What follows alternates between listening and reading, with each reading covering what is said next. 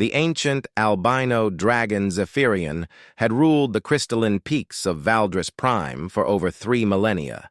His massive form, once gleaming like polished ivory under twin suns, now lay broken among the jagged rocks of the Crimson Canyon.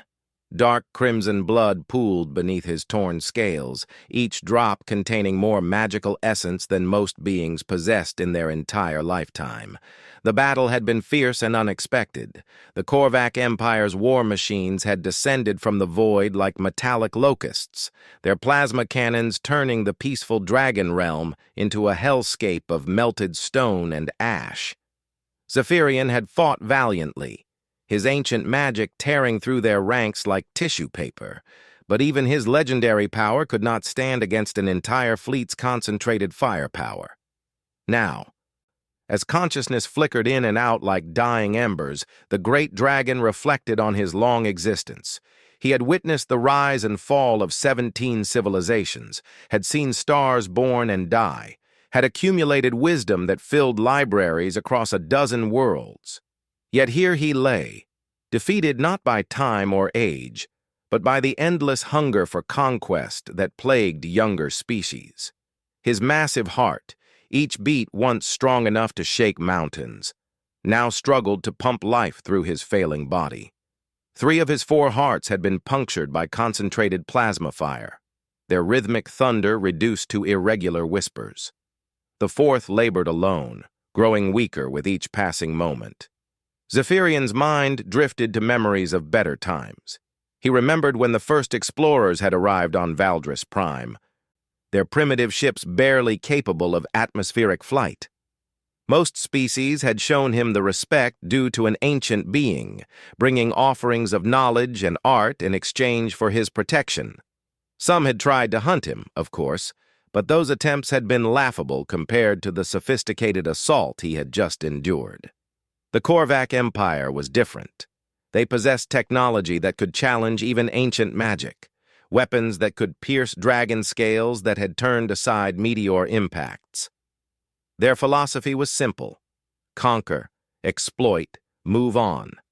They had no interest in the accumulated wisdom of ages, only in the resources beneath Valdris Prime's surface.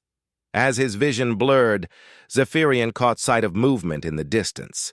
His remaining functional eye, milky white with age but still sharp enough to spot a mouse from orbit, focused on a small figure picking its way through the battlefield debris. The being was bipedal, roughly humanoid in shape, but something about its movement patterns seemed familiar, yet strange. The figure moved with purpose, stopping occasionally to examine fallen Korvac soldiers and scattered dragon scales. It showed no fear of the residual magical energies that still crackled through the air, energies powerful enough to kill most species instantly. Whoever this being was, they possessed either incredible bravery or tremendous stupidity. Zephyrian tried to lift his great head, but managed only a slight twitch. The effort sent waves of agony through his broken body, reminding him that several vertebrae in his neck had been shattered by a direct hit from a siege cannon. He was dying, and he knew it. The only question was whether death would come from blood loss, organ failure, or magical essence depletion. The mysterious figure drew closer, and Zephyrian's ancient senses finally identified the species. Human. One of the youngest races to achieve interstellar travel, barely 3 centuries since they had developed faster-than-light capability. Their technology was primitive compared to the Korvac Empire, their lifespans laughably short by dragon standards, yet something about them had always intrigued him. Humans possessed an unusual quality that Zephyrian had observed in few other species. They refused to accept impossibility. When faced with insurmountable odds, most beings would retreat, negotiate, or surrender. Humans would simply find another way, usually one that involved considerable risk and questionable sanity. The human was female, he realized, though determining gender among the short-lived species required careful observation. She wore the distinctive blue and silver uniform of the Terran Medical Corps, its fabric reinforced with quantum fibers that could withstand moderate energy discharges. A medical scanner hung from her belt alongside what appeared to be a modified field surgery kit. Dr. Sarah Chen had been part of a joint species relief mission when the Korvac attack began. Her hospital ship had been destroyed in the opening volley, but her escape pod had managed to reach the planet's surface intact. For the past 6 hours, she had been searching for survivors among the wreckage. Following her oath to preserve life regardless of species or circumstance, the massive form lying in the canyon had initially appeared to be a geological formation, perhaps a collapsed spire of white stone. Only when she drew closer did Sarah realize she was looking at the legendary Ancient of Valdris Prime, a being whose very existence had become the stuff of myths throughout this sector of space. Her medical scanner went wild as she approached, detecting bio-readings off every scale. The dragon's vital signs were catastrophically low, yet the sheer magnitude of life force still contained within his body was staggering. According to her instruments, even dying, this creature possessed more biological energy than a small city. Sarah had studied xenobiology extensively during her medical training, but dragons existed so far beyond normal parameters that most of what she knew was theoretical. Their physiology was a complex hybrid of organic tissue and crystallized magical energy, their cellular structure unlike anything else in known space. Treating a dragon was considered medically impossible by most standards. Yet as she looked into the great creature's fading eye, Sarah saw something that transcended species barriers: intelligent suffering. This was not merely an animal in pain, but a sentient being facing its mortality with the same fear and sadness that she had witnessed in countless patients across dozens of worlds. Zephyrian felt the human's presence like a warm breeze against his failing consciousness. Her life force was tiny compared to his own, yet it burned with an intensity that surprised him. Most beings radiated emotional energy in predictable patterns: fear when facing danger, greed when seeking advantage, submission when encountering superior power. This human projected something far more complex: determination mixed with compassion, scientific curiosity tempered by genuine empathy. "Hello, Great One," Sarah said softly, her voice barely audible over the wind whistling through the canyon. "I'm Dr. Sarah Chen of the Terran Medical Corps. I know you probably can't understand me, but I want you to know that you're not alone." To her amazement, the dragon's massive eye shifted to focus directly on her. When he spoke, his voice resonated through her bones rather than her ears, a form of telepathic communication that required immense mental discipline to maintain while mortally wounded. "I understand perfectly, young healer." Zephyrian's thoughts echoed in her mind. "Your species' linguistic protocols were among the first I learned when you began venturing into deep space. I am Zephyrian, guardian of the Crystal Peaks, and I am dying." Sarah staggered backward, not from fear, but from the sheer, overwhelming presence of the dragon's mind touching hers. It was like standing in the path of a gentle avalanche, immense power held in careful check to avoid crushing her consciousness entirely. The fact that he could maintain such precise telepathic control while dying spoke to mental discipline beyond human comprehension. "You're badly injured," she said, steadying herself and moving closer. "But dying doesn't have to be inevitable." "I'm a doctor. It's my job to find ways to fix what seems unfixable." Zephyrian's mental voice carried notes of ancient amusement. "Child, I have existed for over 3,000 of your years. I have survived supernovas, magical plagues, and the collapse of dimensional barriers. What damages me now is beyond the scope of any healing art known to mortal species." Sarah activated her medical scanner and began taking detailed readings. The data that flowed across her display defied everything she thought she knew about biology. The dragon's primary circulatory system operated on principles that seemed to violate several laws of physics. while his magical essence channels followed patterns that her instruments could barely detect, let alone analyze. "Maybe," she said, studying the readouts with growing fascination. "But humans have a saying, the difficult we do immediately, the impossible just takes a little longer. I've never treated a dragon before, but I've also never met a patient I couldn't at least stabilize." Despite his pain, Zephyrian found himself genuinely curious about this small being's confidence. In his long experience, such certainty usually came from ignorance or arrogance.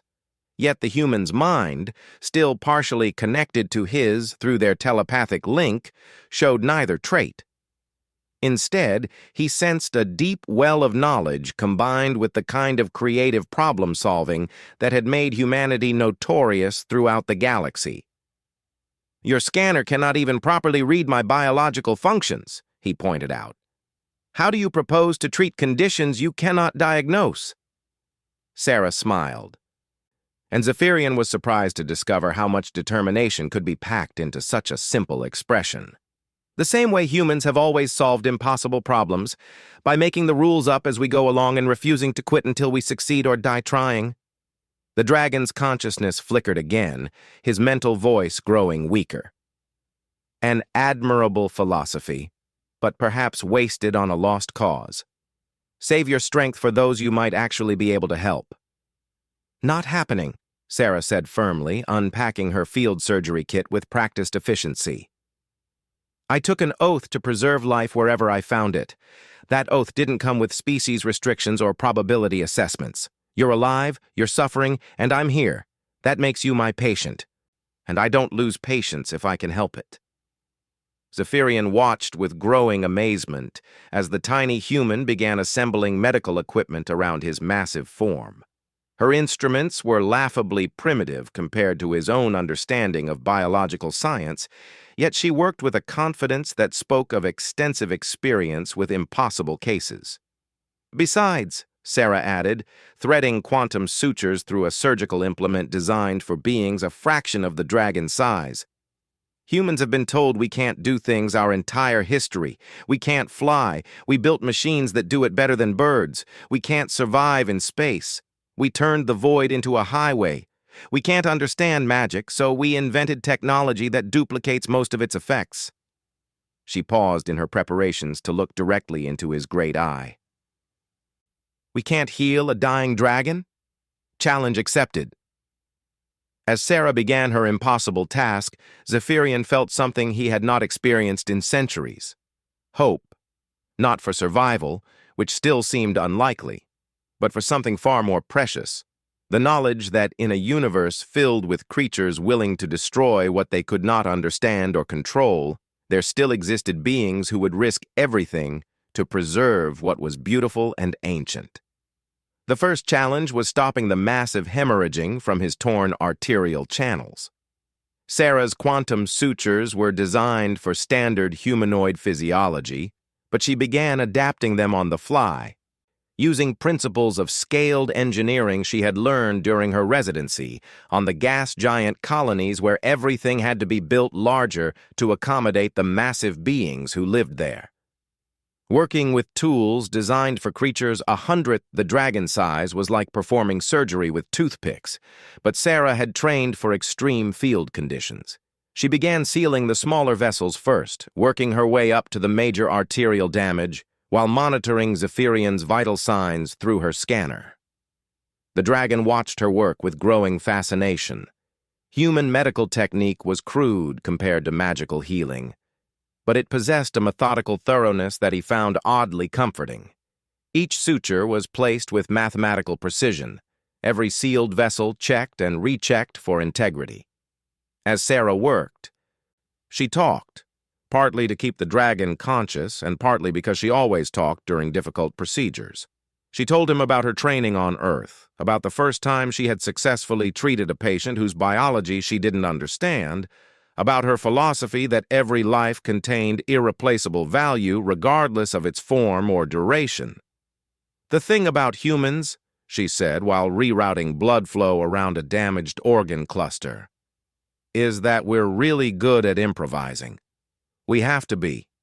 Our technology is always about 50 years behind our ambitions, so we spend most of our time jury-rigging solutions to problems we're not technically advanced enough to solve properly. Zephyrian's mental chuckle was weaker now, but still warm with genuine humor. An interesting survival strategy. Most species develop their capabilities first, then attempt applications. Yeah, well, most species are way more sensible than we are, Sarah replied, beginning work on the damaged primary heart. We tend to decide what we want to accomplish, then figure out how to do it afterward. Drives the more logical species absolutely crazy. As she spoke, Sarah was performing modifications to her equipment that would have horrified the engineers who designed it. She had jury-rigged her quantum sutures to operate at power levels far beyond their specifications, rewired her medical scanner to interface with biological systems it was never meant to analyze, and was now attempting to restart a heart the size of a small shuttle using field defibrillators designed for human physiology. The procedure should have been impossible. By every measure of medical science, what she was attempting had no chance of success. Yet slowly, miraculously, Zephyrian's vital signs began to stabilize. 3 days had passed since the impossible surgery, and Zephyrian remained alive against all probability.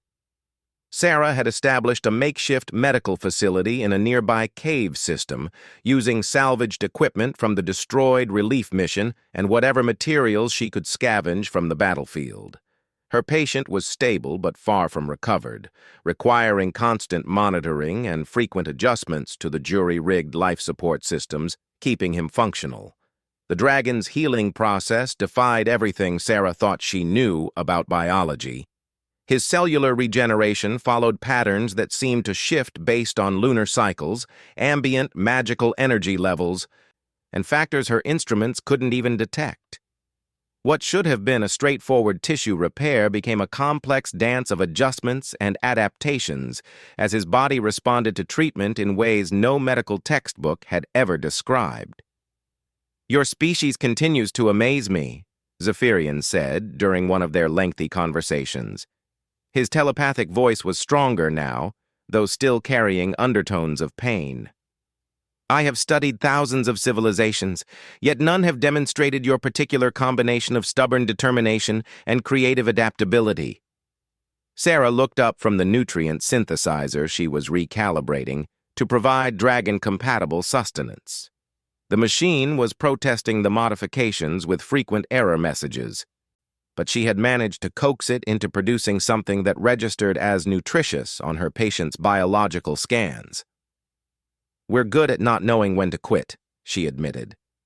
"My professors used to say that human medicine advanced faster than any other species because we kept trying treatments that shouldn't work until we figured out why they actually did." The cave system had become a fascinating blend of human technology and dragon magic. Zephyrian had begun unconsciously channeling his healing energies through Sarah's equipment, creating hybrid devices that operated on principles neither pure science nor pure magic could explain. Her medical scanners now displayed readings in languages that didn't exist, while his crystallized blood had somehow enhanced the efficiency of her power cells by several 100%. "I have been thinking about our conversation regarding human philosophy," Zephyrian continued. "You mentioned that your species refuses to accept impossibility. Yet surely you must encounter genuine limitations, problems that cannot be solved through determination alone." Sarah paused in her work, considering the question seriously. "We do run into walls we can't break through," she said.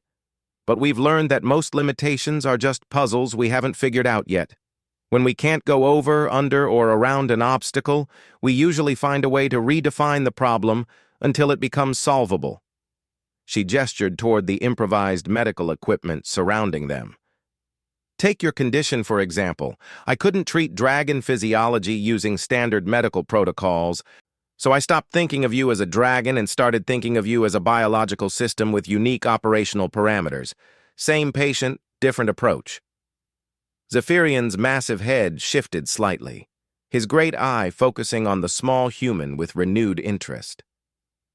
You reduced 3 millennia of accumulated existence to a set of variables in a biological equation? Not reduced. Translated, Sarah corrected. Your experiences, your knowledge, your consciousness, all of that remains exactly what it was.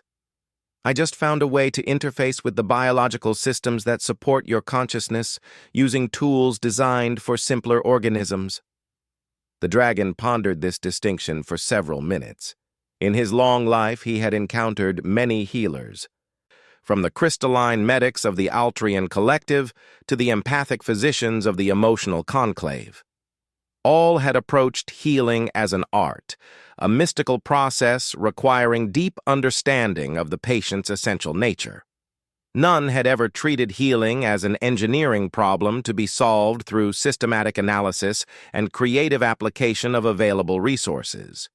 Your people's approach to problem-solving explains much about your rapid technological advancement, he observed.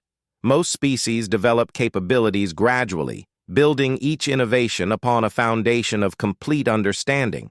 Humans appear to construct functional solutions first, then work backward to understand why they function.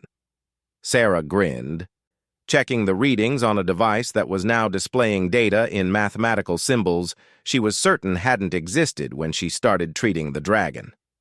We call it applied learning through controlled failure. Build something that mostly works. See how it breaks. Fix the breaking.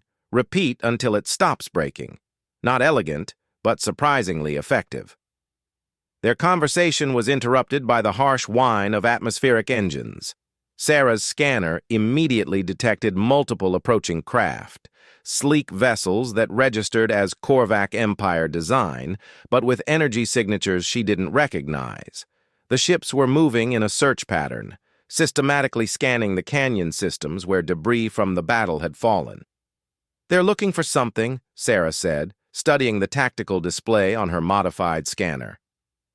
Any idea what the Korvac might want from a battlefield they already won? Zephyrian's mental voice darkened with ancient anger. They seek my core essence crystals. Dragon hearts contain crystallized magical energy accumulated over millennia.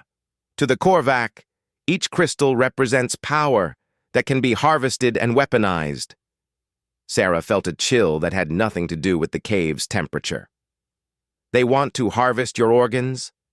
The Korvac Empire views magical beings as resources to be exploited, Zephyrian explained. They have built their military might by incorporating the life essence of conquered species into their weapons and technology. My crystals alone could power their war fleet for decades. The approaching ships were spreading out, their scanning beams probing deeper into the canyon system. Sarah realized it was only a matter of time before they located the cave where she had hidden her patient. The dragon was still too weak to move, and even if he could travel, his massive size made concealment nearly impossible. "We need to get you out of here," Sarah said, beginning to pack essential equipment. "Can you manage limited flight?" Zephyrian attempted to lift his great head but managed only a few inches before exhaustion forced him down again. "I lack the strength for sustained flight, and my wing membranes were severely damaged in the battle. I fear that if the Korvac discover my location, you must flee and leave me to face my fate." "Not happening," Sarah said firmly. "I told you, I don't lose patience. We just need to think creatively about the problem." She studied her scanner readings, analyzing the Korvac search patterns and comparing them to the canyon's geological structure. An idea began forming, audacious, dangerous, and completely insane by any reasonable standard. In other words, perfectly human. "How much control do you have over your magical energies in your current condition?" she asked. "Limited but functional," Zephyrian replied cautiously. "I can channel power through crystalline formations and influence certain natural forces." "Why do you ask?" Sarah was already moving toward the cave entrance, scanner in hand. "Because I think I know how to hide a 300-foot dragon from thermal scanners and magical detectors. It's going to require precise timing and probably violate several laws of physics, but that's never stopped us before. The plan that Sarah outlined was indeed insane. She proposed using Zephyrian's residual magical energies to create a localized distortion field that would mask his biological signature from Korvac's sensors. The technique required channeling his power through her modified medical equipment, creating a hybrid technology that existed nowhere in any species' database. You're suggesting I use magical energies to power human technology in ways that should cause catastrophic feedback loops, Zephyrian observed. The probability of success is vanishingly small. Probably, Sarah agreed cheerfully, connecting quantum cables between her equipment and the crystalline formations on the cave walls. But the probability of survival if we do nothing is exactly 0, so we're already ahead of the game. The Korvac ships were closer now, their scanning beams beginning to probe the outer chambers of the cave system. Sarah worked with frantic efficiency, rerouting power flows and adjusting frequency harmonics, while Zephyrian carefully channeled his magical essence into her improvised network. The hybrid system that resulted defied every principle of technological design either species had ever developed. Dragon magic flowed through quantum circuits, creating resonance patterns that made the cave's mineral deposits sing with harmonic frequencies. Sarah's medical scanners began displaying readings in mathematical languages that wouldn't be invented for another 1,000 years. "Whatever happens next," Zephyrian said as the first Korvac scouts appeared at the cave entrance, "I want you to know that your species has earned my deepest respect. In 3 millennia, I have never encountered such determined compassion." Sarah finished the final connections and activated the distortion field. Reality seemed to hiccup around them as magical energies interfaced with quantum technology, creating effects that probably made physicists throughout the galaxy spontaneously weep without knowing why. The cave interior shimmered like a mirage, and suddenly the massive dragon simply wasn't there according to any form of sensor known to exist. The Korvac soldiers entered the cave cautiously, their advanced scanning equipment showing only empty stone chambers. They searched thoroughly, probing every shadow and testing every surface, but found no trace of dragon presence. The hybrid concealment field was projecting false readings so convincing that even their magical detectors registered nothing but natural mineral formations. "Remarkable," Zephyrian whispered telepathically, his voice carrying wonder despite his weakened condition. "You have created technology that exists in the spaces between science and magic. I did not know such fusion was possible." Sarah monitored the Korvac search teams through her scanner, watching them move through the cave system without detecting their presence. "Humans are really good at combining things that aren't supposed to work together. We've been doing it since we figured out how to make fire with rocks and sticks." The search continued for several hours, with Korvac teams systematically exploring every cave and crevice in the canyon system. Sarah's improvised concealment field held steady throughout the operation, drawing power from sources that shouldn't have been compatible and maintaining stability through what amounted to controlled impossibility. Finally, the search teams withdrew, reporting to their commanders that no trace of dragon essence could be detected in the area. The Korvac fleet departed to continue their harvesting operations elsewhere, leaving behind only empty stone and the lingering smell of ozone from their energy weapons. As the last ship disappeared beyond the canyon rim, Sarah deactivated the concealment field and slumped against the cave wall in exhaustion. The hybrid technology had required constant adjustment and monitoring, pushing both her equipment and her patient's magical reserves to their absolute limits. "We did it," she said, barely believing their success. "We actually hit a dragon from the most advanced scanning technology in the galaxy using jury-rigged medical equipment and creative problem-solving." Zephyrian's mental laughter was warm with genuine humor. "You have accomplished something that will be remembered in dragon lore for generations to come. When I am fully recovered, I must share this tale with my kin. They will find it difficult to believe that such audacious improvisation could succeed." Sarah checked her patient's vital signs and was pleased to see continued improvement. The stress of maintaining the concealment field had actually accelerated his healing process somehow, as if the challenge had reminded his ancient biology what it meant to fight for survival. "The interesting thing about impossible situations," she said, adjusting the nutrient flow to account for his increased metabolic activity, "is that they force you to discover capabilities you didn't know you had. I've learned more about xenobiology in the past 3 days than I did in 4 years of medical school. And I have learned that the universe still contains wonders that can surprise even ancient eyes," Zephyrian replied.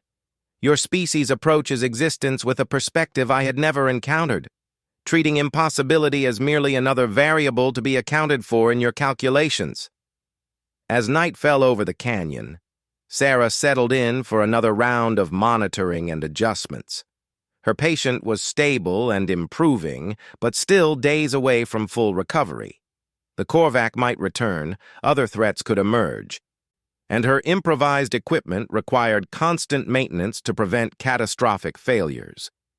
Yet despite the challenges ahead, Sarah felt a deep satisfaction that went beyond professional pride. She had taken an oath to preserve life wherever she found it, and she was keeping that promise in ways she had never imagined possible. The ancient dragon's recovery represented more than just successful medical treatment. It was proof that compassion and determination could overcome seemingly impossible odds. "Get some rest," Zephyrian advised, sensing her exhaustion through their telepathic connection. "Tomorrow will bring new challenges, and you will need your strength to continue your miraculous work." Sarah smiled, checking her equipment one final time before settling down for a few hours of sleep. "Tomorrow we'll probably have to figure out how to get you mobile again. I'm thinking some kind of gravitational compensation system powered by ambient magical energies and held together with quantum duct tape." The dragon's mental laughter followed her into sleep, carrying notes of anticipation for the next impossible solution his human healer would undoubtedly devise. 2 weeks after the Korvac search, Zephyrian was finally strong enough to attempt limited movement. His massive form had healed in ways that defied both draconic physiology and human medical science, creating hybrid tissue structures that seemed to combine the best aspects of both magical and technological enhancement. Sarah's improvised treatments had not merely restored his health, they had somehow evolved his biology into something entirely new. "The integration is remarkable," Sarah observed, studying readings that her enhanced scanners could now interpret thanks to their magical modifications. "Your cellular regeneration is operating at efficiency levels that shouldn't be possible even for dragons. It's as if your body has learned to incorporate technological principles into its healing processes." Zephyrian flexed his great wings experimentally, feeling strength flow through muscles and membranes that had been shredded by Korvac weaponry. The wing surfaces had regrown with a subtle crystalline structure that made them stronger and more flexible than they had ever been in his 3 millennia of existence. "Your species' approach to healing has changed me in ways I did not expect," he said, his telepathic voice now carrying harmonics that hadn't been there before. "I feel enhanced, as if the boundary between magic and technology has become meaningless within my biology." Sarah nodded, making notes on equipment that was now displaying data in mathematical languages that wouldn't be developed by any known species for centuries. "That's actually what I hoped would happen. Human medicine works by encouraging the body's natural healing processes, but it also introduces new patterns and possibilities. When I treated your magical physiology with technological tools, I was basically giving your ancient biology access to entirely new healing paradigms." The past 2 weeks had been a constant cycle of innovation and adaptation. Every day brought new challenges as Zephyrian's hybrid healing created effects that required Sarah to develop entirely new treatment protocols. Her medical equipment had evolved alongside her patient, becoming something that existed in the undefined space between human technology and dragon magic. The real test came when Zephyrian attempted his first flight since the battle. His massive form lifted from the cave floor with surprising grace, wing beats generating harmonics that made the crystalline formations throughout the cave system resonate in sympathetic vibration. He circled the cavern several times, testing his aerial mobility and finding it not merely restored, but significantly improved. "Your modifications have made me more aerodynamically efficient," he reported, landing with the soft precision of a creature a fraction of his size. "I can achieve greater speed with less energy expenditure, and my maneuverability has increased dramatically." "How did you know these changes would be beneficial?" Sarah grinned, checking telemetry data from the sensors she had attached to monitor his flight performance. "I didn't. I just applied human engineering principles. When you're fixing something that's broken, you might as well improve it while you're at it. We call it upgrade through necessity." Their conversation was interrupted by the approach of several spacecraft, but these vessels radiated completely different energy signatures than the Korvac war machines. Sarah's scanner identified them as belonging to the Galactic Medical Council, the multi-species organization that coordinated healthcare across civilized space. "Dr. Chen," came a transmission on standard medical frequencies. "This is Commander Vex High of the GMC rescue vessel Hippocratic Oath. We detected your distress beacon and have come to provide assistance. Please respond if you are receiving this transmission." Sarah looked at Zephyrian, who had gone very still at the mention of the Medical Council. "Friends of yours?" she asked.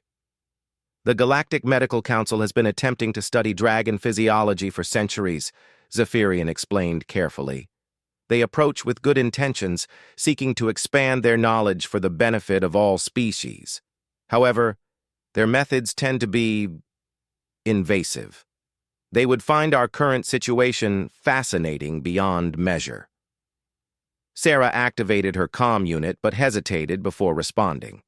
The past 2 weeks had created a unique partnership between human innovation and dragon wisdom, resulting in medical breakthroughs that could revolutionize healthcare throughout the galaxy. Yet she understood Zephyrian's concern about being treated as a research subject rather than a patient.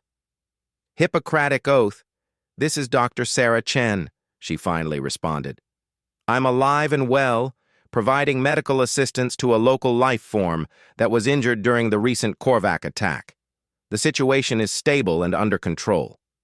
Dr. Chen, our sensors are detecting highly anomalous biological readings from your location," Commander Vex High replied. "The energy signatures suggest the presence of an extremely large magical entity. We are prepared to provide full evacuation and medical support." Sarah exchanged glances with Zephyrian, recognizing the diplomatic challenge they now faced.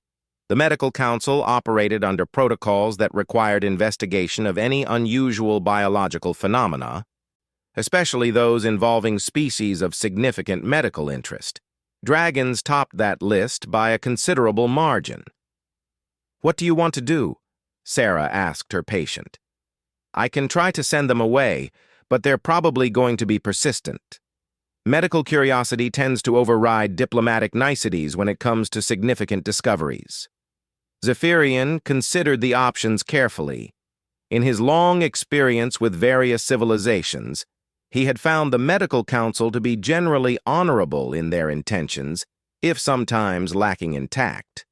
More importantly, the hybrid healing techniques that Sarah had developed represented knowledge that could benefit countless beings throughout the galaxy. "Perhaps it is time to share what we have learned," he said finally, "but on our terms, as partners in discovery rather than subject and researcher." Sarah nodded, understanding the distinction.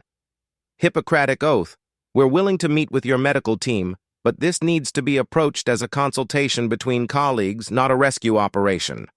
The entity I've been treating is fully cognizant and will participate in any discussions as an equal party. The silence that followed suggested considerable discussion aboard the Medical Council vessel. Commander Vexhai was a Thessian, a species known for their methodical approach to complex situations and their deep respect for medical ethics. When he finally responded, his tone carried notes of carefully controlled excitement. "Dr. Chen, are you stating that you have successfully treated injuries to a dragon and that the patient is willing to cooperate with medical documentation?" "That's exactly what I'm stating," Sarah confirmed. "We've developed some innovative treatment protocols that might interest your research teams. But this is a collaborative discussion, not a specimen examination." Within an hour, a small medical team had descended to the cave system. Commander Vexahai led the group, his tall, crystalline form moving with the careful precision typical of his species. Behind him came Dr. Cathara, a renowned xenobiologist from the Empathic Conclave, and Dr. Martinez, a human surgical specialist whom Sarah recognized from his groundbreaking work with multi-species trauma medicine. The medical team stopped in amazement when they entered the main cave chamber and saw Zephyrian in his full magnificent presence. Even prepared by Sarah's transmission, the reality of seeing an ancient dragon in person was overwhelming.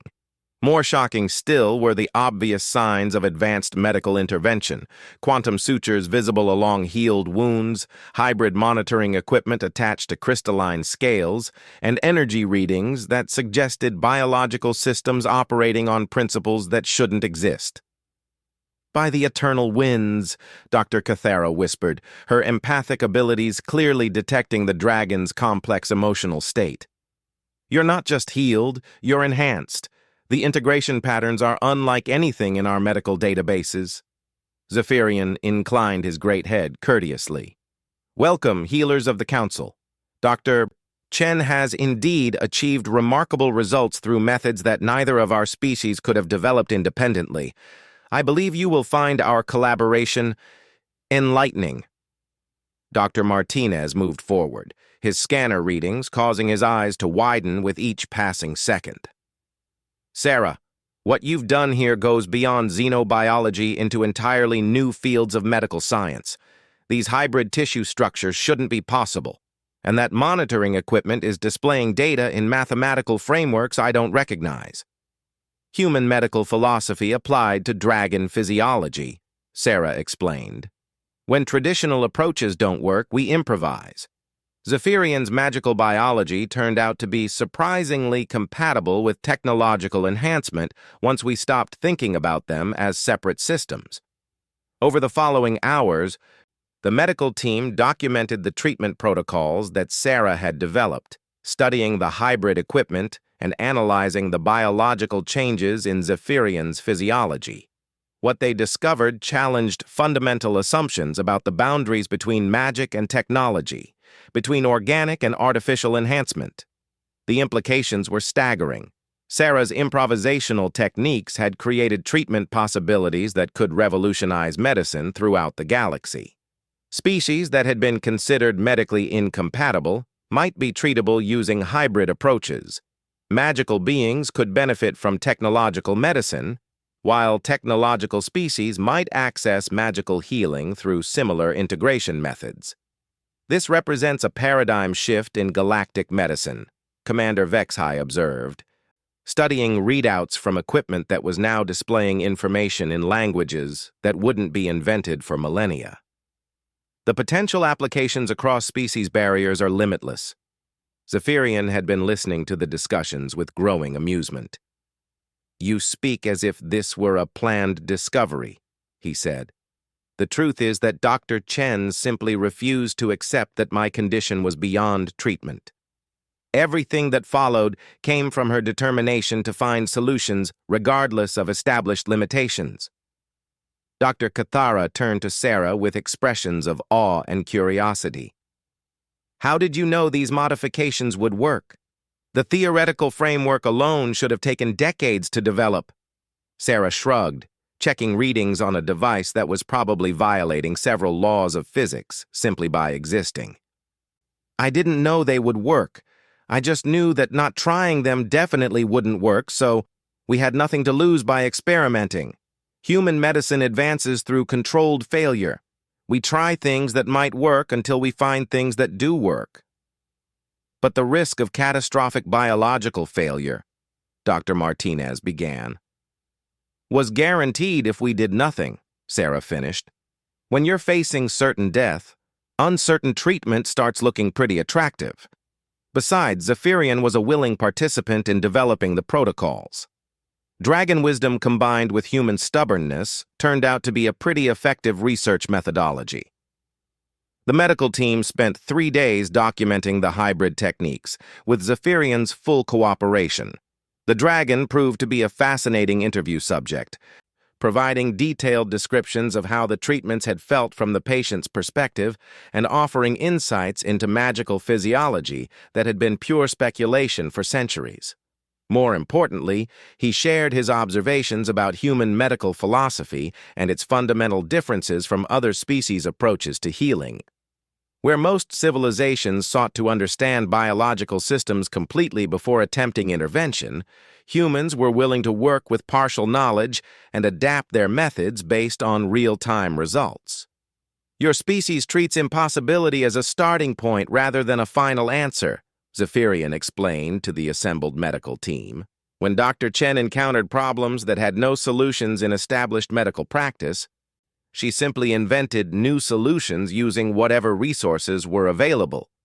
By the end of their documentation session, the medical council team had compiled enough revolutionary information to keep research departments busy for decades. The hybrid treatment protocols promised to open entirely new fields of medical science, while the philosophical approach represented a fundamental shift in how healing could be approached. As the medical council prepared to depart, Commander Vex High approached Sarah with an expression of deep respect. Dr. Chen, the council would be honored if you would consider joining our research division. The techniques you've developed could benefit countless beings throughout the galaxy. Sarah considered the offer, glancing at Zephyrian, who watched the exchange with interest.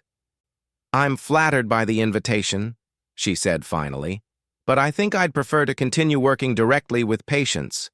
Research is important, but I got into medicine to help people, all people, regardless of species. Then perhaps a field position, the commander suggested. Leading medical teams to situations where conventional treatment protocols are insufficient. Your particular combination of skills and philosophy could be invaluable in crisis situations. Now that sounds interesting, Sarah admitted. Emergency medicine where the emergencies involve species we haven't figured out how to treat yet. I could work with that. Zephyrian rumbled with deep satisfaction. An excellent choice. The galaxy needs healers who refuse to accept limitations, who see impossibility as merely another problem to solve. As the medical council ship departed, carrying with it documentation that would reshape galactic medicine, Sarah and Zephyrian found themselves alone once again in the crystal caves of Valdris Prime. The dragon was fully recovered now, stronger and more capable than he had been in centuries, while Sarah had gained knowledge and experience that would serve her throughout her career. What will you do now? Sarah asked, beginning to pack her modified equipment. Return to your mountain peaks? Eventually, Zephyrian replied. But first, I think I would like to learn more about this human approach to problem-solving. Your species has shown me that even ancient wisdom can benefit from new perspectives. Sarah smiled, securing her hybrid devices in storage containers that probably violated several shipping regulations. You're welcome to visit Earth whenever you want. I think our researchers would be fascinated to meet a dragon who's also a living example of successful human-dragon medical integration. And you, young healer, where will your path lead? Sarah looked up at the star-filled sky visible through the cave entrance, thinking about the medical council's offer and the countless beings throughout the galaxy who might benefit from the techniques they had developed together. Wherever there are patients who need help and problems that seem impossible to solve, she said, After all, that's what humans do best. Find ways to accomplish things that everyone says can't be done. Zephyrian's mental laughter carried warmth and approval. Then I suspect the galaxy is about to become a much more interesting place. When humans decide that something is possible, impossibility tends to become a temporary inconvenience.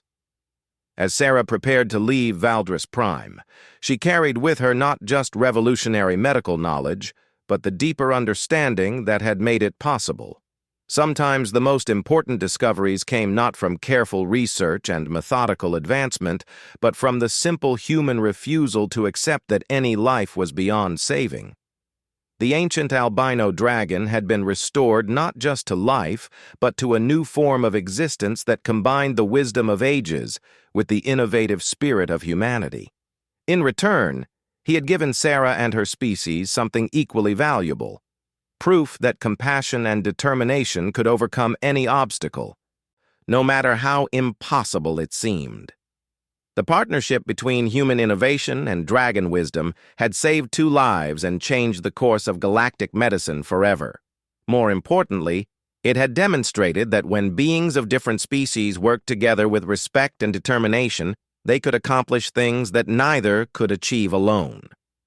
In the years that followed, Dr. Sarah Chen would become legendary throughout the galaxy for her ability to treat the untreatable and heal the unhealable.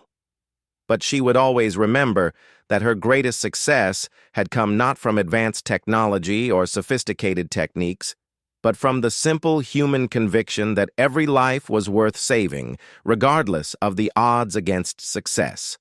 And in the crystal peaks of Valdris Prime, an ancient dragon would tell stories to visiting scholars about the day a human healer had refused to let him die, proving that sometimes the most powerful magic of all was the determination to help others, no matter what the cost.